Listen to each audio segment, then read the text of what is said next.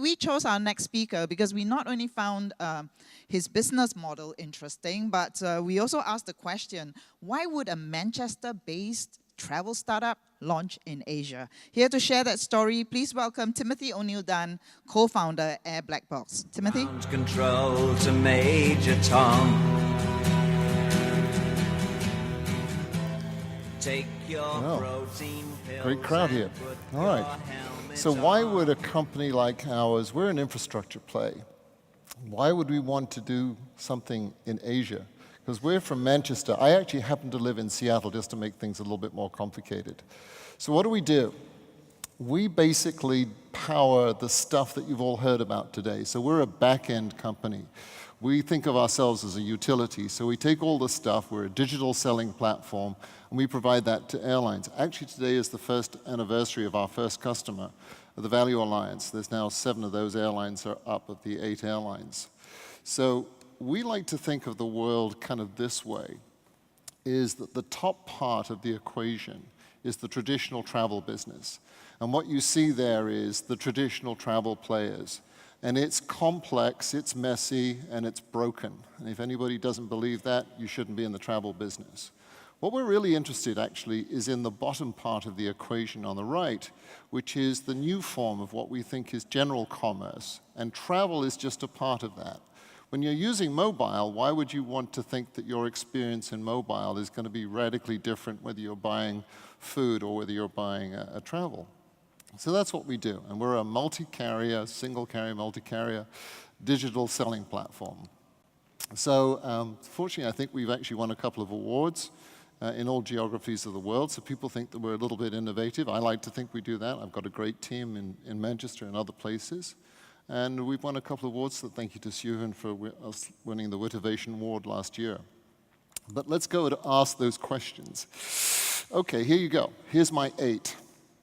All startups are hard. I'm really only 22. I know I look a lot older. Choose a market where you can actually know where you're going, rather going into somebody else's market where you'll always be a victim.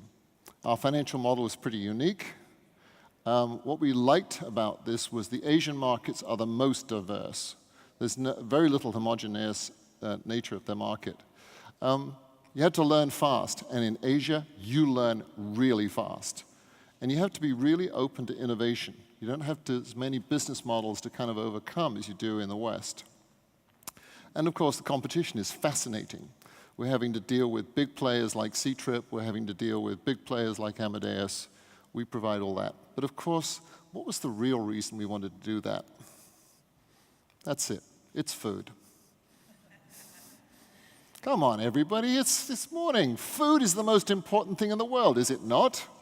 That's why we chose Asia. Actually, Asia kind of chose us. So this is kind of what we do. And I'm very happy to answer any questions from Suhan, because I know she knows a lot more about us than probably we do ourselves. Thank you, Timothy. I'm glad you like the food because, everybody likes the food in Asia, right?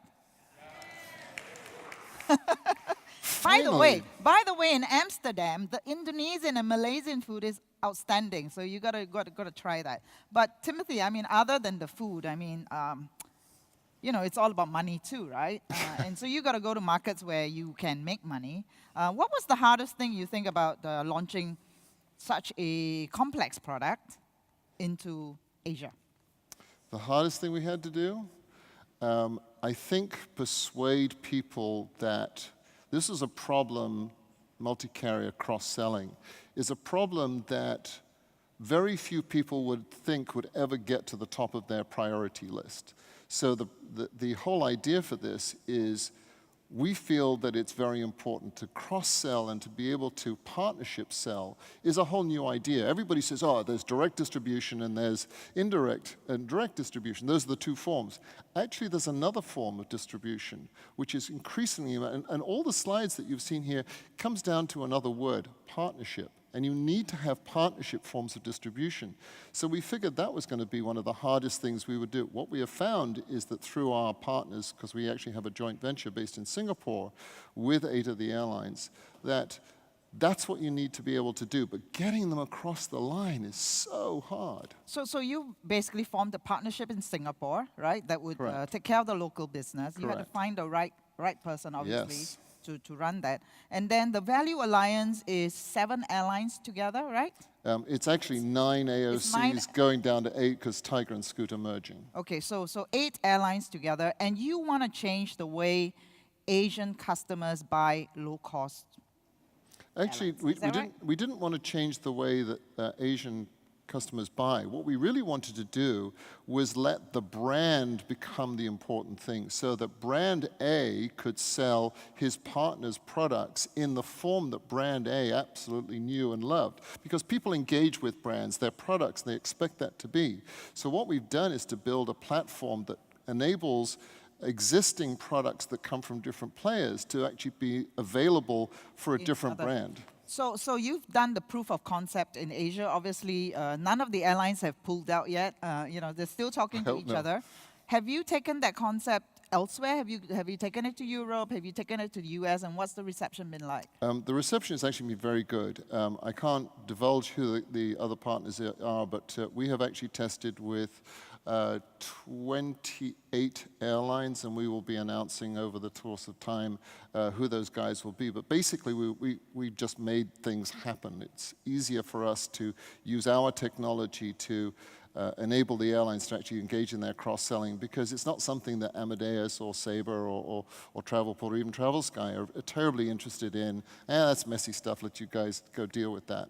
We like to think that it's messy. We like messy, complex So you stuff. like messy. I mean, Fritz always says, he only invests in markets where there's bad traffic, So there's not too many rules around. So now you've done this startup, and when I asked Fritz earlier and Timothy, if a startup here wanted to launch in Asia, what should they do? What do you think are the less obvious opportunities?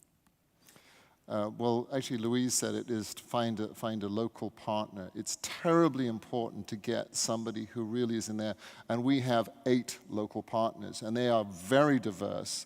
I mean, the difference between the Philippines with Cebu Pacific and Jeju Air with the largest low-cost carrier, in fact, the 3rd largest carrier in Incheon now, they're so radically different. And I think you need to have that ability. We're all kind of white guys. I'm sorry, I'm an old white guy. And we need to work with the people who actually understand their markets and believe that. So find a local partner, but what space, let's say that you've done this startup already and you're ready for a new one, what would you launch? What space, what market? I think what I would look at is solving the, what I would call the end-to-end destination thing. Rod's in the audience somewhere doing Rome to Rio. I think that we need to get away from this whole idea of you go from airport to airport. People still think of that. I think we need to talk about let's go somewhere and let's just get rid of all the complexity, all the bits in the middle. Let's think about the destination. I would be very happy if we were just part of an ecosystem rather than being the ecosystem that enables things to happen. Because I think that at this point, it's like GPS. Who opens a map? Who's actually got a book of a map these days? Nobody has that. So why should you make travel that complex?